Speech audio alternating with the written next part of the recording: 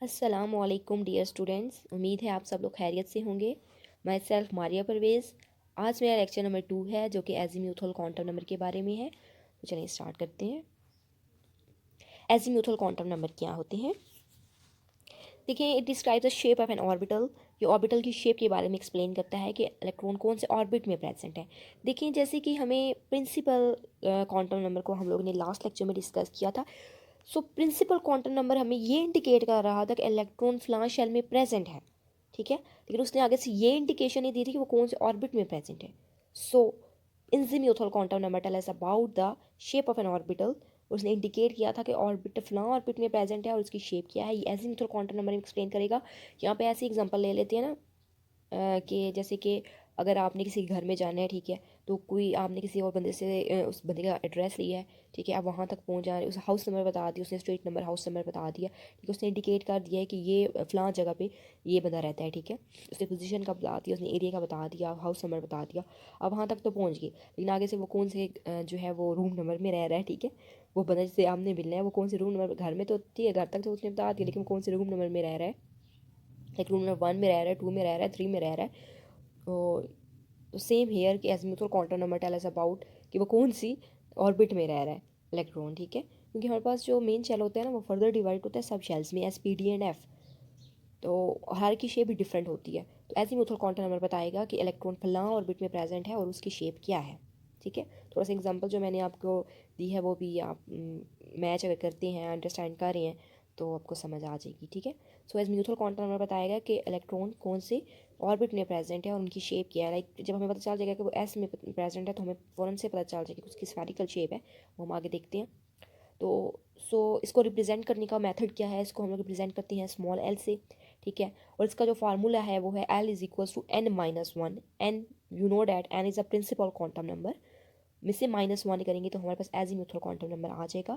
इसका मतलब ये है कि जब हमें एन की वैल्यू का पता होगा तभी हम एल की वैल्यू को फाइंड आउट कर सकते हैं। वही बात है, अगर हमें किसी बंदे का घर का पता होगा, उसका हाउस नंबर पता होगा, तभी हम फलां आगे से फाइंड आउट कर सकते हैं ना कि वो कौन से रूम नंबर में हमें मिल सकता है। सो एन की वैल्यू का पता है तो अभी हम azimuthal quantum number find out कर सकते हैं। Its values come out from n की वैल्यू, एन से ही हमें फाइंड आउट कर सकते हैं। सो एक और बात यहाँ पे मेंशन है कि its values always 1 less than the value of n.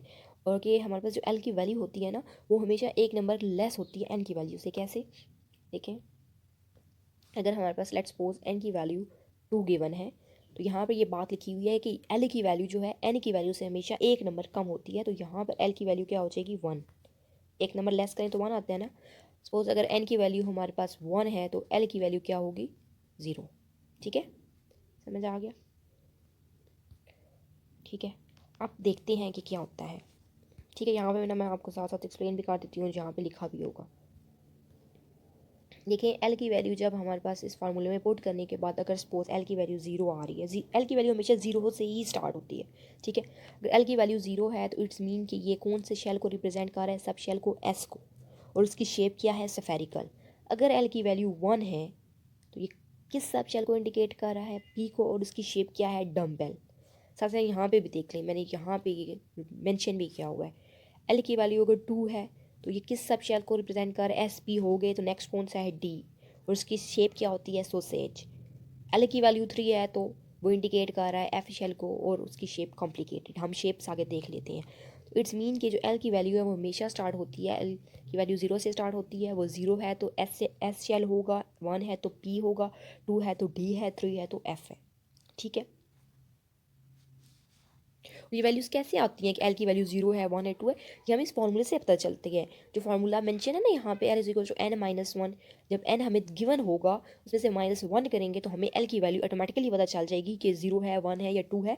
और उसके अकॉर्डिंग आपने ये बस थोड़ा सा याद रखना है कि एल की वैल्यू 0 है तो वो एस ऑर्बिटल को शो करता है, 1 है तो पी को। ऑर्बिटल्स का तो आप याद रख सकते हैं ना कि S P D and F सब शेल्स हैं, तो उनकी उसी लिहाज से वैल्यूज़ भी याद कर लें। 0 है तो वो एस होगा एंड सो ऑन, ठीक है।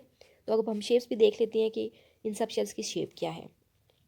एस ऑर्बिटल की शेप स्फेरिकल होती है, ठीक है। जब हमें पता चल जाएगा कि एज़ीमुथल क्वांटम नंबर से पता चल जाएगा कि एल की वैल्यू 0 है, तो इसका मतलब कि ये एस ऑर्बिटल को शेप शो कर रहा है, और एस ऑर्बिटल की शेप स्फेरिकल होती है। इस तरह पी ऑर्बिटल जो होता है उसकी शेप हमने बताई थी कि डम्बेल होती है, ठीक है। देखिए जो पी ऑर्बिटल होता है उसके फर्दर 3 डीजेनरेट ऑर्बिटल्स होते हैं। कौन कौन से जो मेंशन है, p x, p y and p z. P x का मतलब ये है कि जो हमारा ऑर्बिट है, ऑर्बिटल की शेप ये देखिए मेंशन है, जो पर्पल से कलर में शो हो रही है ना, ये ऑर्बिट है, ठीक है। पी एक्स का मतलब कि ये जो हमारा ऑर्बिट होगा, यहाँ पे ये एक्स एक्सिस के अलॉन्ग है, देख सकते हैं आप कि ये एक्स एक्सिस के अलॉन्ग है। पी वाई को देखें तो ये वाई एक्सिस के अलॉन्ग है ऑर्बिटल की शेप, और पी जेड जेड को देखें तो ये जेड एक्सिस के अलॉन्ग ऑर्बिट की शेप है, ठीक है। तो ये एस पी और पी हो गया। अब हम डी को देख लेते हैं। डी ऑर्बिटल्स के जो है वो फर्दर 5 डीजेनरेट ऑर्बिटल्स होते हैं, ठीक है। कौन कौन से? फर्स्ट है डी वाई जी। ये फिर डी वाई जी का मतलब ये हो गया कि ये वाई और जेड एक्सिस के लॉन्ग ऑर्बिटल होंगे, ठीक है। डी एक्स वाई का मतलब कि ये एक्स और जी एक्सिस के लॉन्ग है। डी एक्स वाई का मतलब है कि एक्स और वाई के एक्सिस, और ये d x square minus y square, और डी जेड जेड का स्क्र। ये हमने याद रखने होंगे कि डी ऑर्बिटल्स कौन कौन से होते हैं। D x y, d y z, d x z, d x square minus y square, and d z का स्क्र। इस तरह एफ ऑर्बिटल्स के 7 डीजेनरेट ऑर्बिटल्स होते हैं, या बस याद कर लेंगे एफ ऑर्बिटल्स के 7 होती हैं, मजीद ये फर्दर याद करने की ज़रूरत नहीं है, इतना नहीं पूछा जाता, ठीक है। लेकिन डी के और चले पी के तो याद हो जाते हैं, लेकिन डी के थोड़े से याद करने में थोड़ी सी प्रॉब्लम होती है, लेकिन वो भी आपने मस्ट याद करनी है। लेकिन एफ़ के पास आप ये याद कर लें कि एफ़ ऑर्बिटल के हमारे पास 7 डीजेनरेट ऑर्बिटल्स होते हैं। डी के 5 हैं, पी के 3 हैं, डी के 5 हैं, और एफ़ के 7 होते हैं, ठीक है। तो ऑर्बिटल्स की शेप भी आपने देख ली है कि ये ऑर्बिटल्स होती हैं जहाँ पे इलेक्ट्रॉन्स की फिलिंग होती है। अब देख लेते हैं आगे कि क्या रिलेशन है एन और एल का। जैसे कि हमने बताया कि एल की वैल्यू जो होती है वो हमेशा एन की वैल्यू से ही हम फाइंड आउट कर सकते हैं। तो देखते हैं अब रिलेशन क्या बनता है, कैसे हम लोग फाइंड आउट कर सकते हैं, और किस तरह हम लोग एक पूरा एक्सप्लेन कर सकते हैं इसको। देखिए यहाँ पे एन की वैल्यू 1 है अगर, तो एन की वैल्यू जब 1 थी तो शेल नंबर कौन सा था, के, ठीक है। अब हमने एल की वैल्यू फाइंड करनी है, l equals to n minus 1। यहाँ पर अगर अब एन की वैल्यू 1 पुट करते हैं, 1 माइनस 1 तो 0। इट्स मीन कि एल की वैल्यू जब 0 थी तो सब शेल कौन सा था, एस। तो हम इसको कैसे रिप्रेजेंट कर सकते हैं, एस ऑर्बिट में इलेक्ट्रॉन प्रेजेंट है, मेन शेल क्या है 1, तो उसको कैसे लिखेंगे 1s। समझ आ गया। अब नेक्स्ट हम इसको देखते हैं।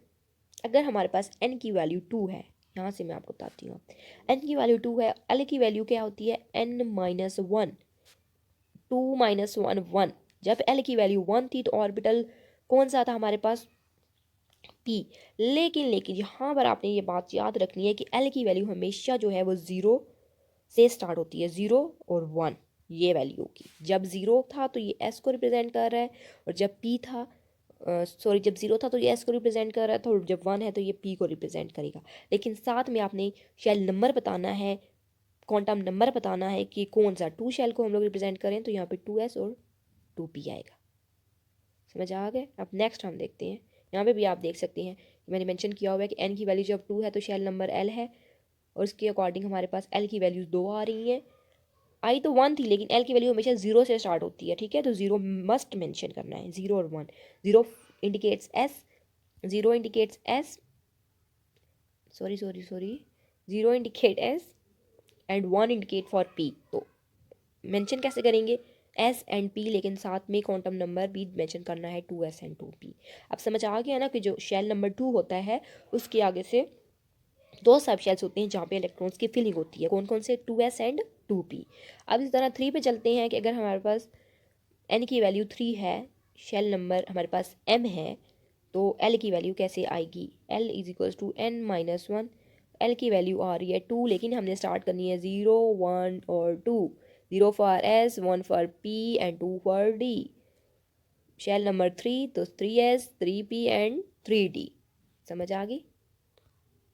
देख लें यहाँ पे भी आप 3s, 3p और 3d, 0 for s, 1 for p, 2 for d, and whole कैसे रिप्रेजेंट करेंगे इसको ऐसे। तो इसका मतलब कि जो हमारे पास शेल नंबर 3 है उसके आगे से 3 सब शेल्स आ रही हैं, 3s, 3p एंड 3d, जहाँ पे इलेक्ट्रॉन्स की फिलिंग होगी। और इसी तरह 4 का भी है, ठीक है। 4 का देखें, अगर n की वैल्यू 4 है तो l हमारे पास आएगा 3। स्टार्ट हम कहाँ से लेंगे, 0 1 2 and 3, 0 for s, 1 for p, 2 for d, 3 for f।